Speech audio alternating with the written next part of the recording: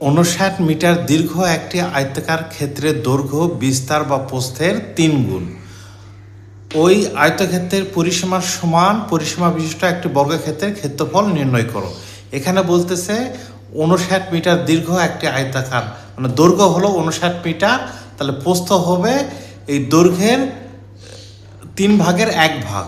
তাহলে 59 মিটারকে 3 দিয়ে ভাগ করলে 23 মিটার হয়। আয়তাকার ক্ষেত্রটির দৈর্ঘ্য 3x = 59 মিটার। আয়তাকার ক্ষেত্রটির প্রস্থ বা বিস্তার এই দৈর্ঘ্যের 3 ভাগের 1 ভাগ, তাহলে 3 দিয়ে ভাগ করতে হবে 23 মিটার। অতএব আয়তাকার ক্ষেত্রটির পরিসীমা 2 গুণন দৈর্ঘ্য যোগ প্রস্থ সমান সমান 2 গুণন দৈর্ঘ্য 59 মিটার, প্রস্থ 23 মিটার। তাহলে 2 গুণন 59 আর 23 যোগ করলে 92 হয়, তাহলে সমান সমান 184 মিটার। সুতরাং বর্গক্ষেত্রের পরিসীমা হবে 184 মিটার। প্রশ্নে দেওয়া আছে ওই আয়তক্ষেত্রের পরিসীমার সমান পরিসীমা বিশিষ্ট একটি বর্গক্ষেত্রের ক্ষেত্রফল নির্ণয় করো। এই জন্য আয়তক্ষেত্রের পরিসীমা আর বর্গক্ষেত্রের পরিসীমা একই হবে। অতএব বর্গক্ষেত্রের এক বাহু, বর্গক্ষেত্রের পরিসীমা যেহেতু বর্গক্ষেত্রের 4 বাহু সমান, এই জন্য 4 দিয়ে ভাগ করলেই এক বাহুর মান 184 ভাগ 4 46 মিটার বের হয়ে গেল।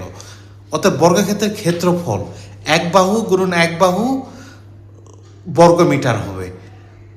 46 গুণন 46 বর্গমিটার সমান সমান 2116 বর্গমিটার।